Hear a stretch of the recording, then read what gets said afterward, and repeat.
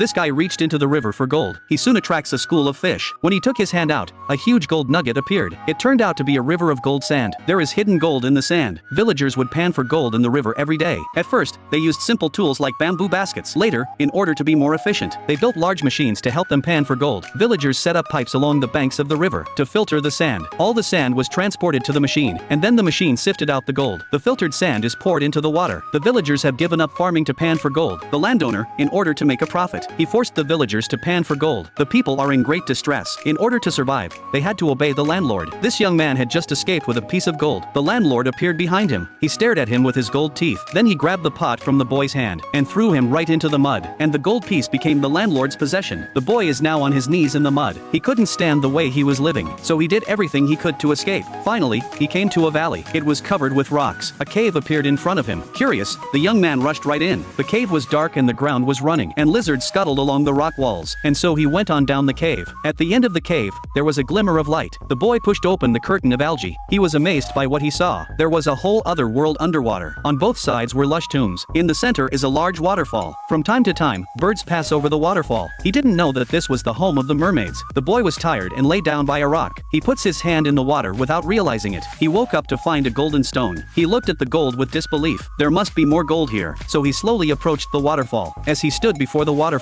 a mermaid slowly pulled back the curtain. She sat down on top of the reef. She was the lord of these waters. The boy was completely overwhelmed by her beauty. He took a wildflower and gave it to the mermaid, and they fell in love. Two hearts are drawing them closer together. The mermaid kissed the boy on the forehead. The next moment, he feels the tenderness of the ocean. But in no time, the mermaid disappears. When the boy turned his head to look, the landlord suddenly appeared behind him. He grabbed the gold and pounced viciously on the boy. He hated the little guy for not handing over the gold. The boy followed the current to the end of the waterfall. Seeing no way out, he jumped off the waterfall. Then he plunged back into the river. He was about to swim to the shore. A pair of strong hands grabbed him by the ankles. It was the landlord. Suddenly there was a flash of light from under the water. It was a bigger piece of gold. The landlord decided to leave the boy and go for the gold. Then a mermaid swam in and saved him. In the end, he lived with the mermaid under the water, and the landlord paid for his greed with his life.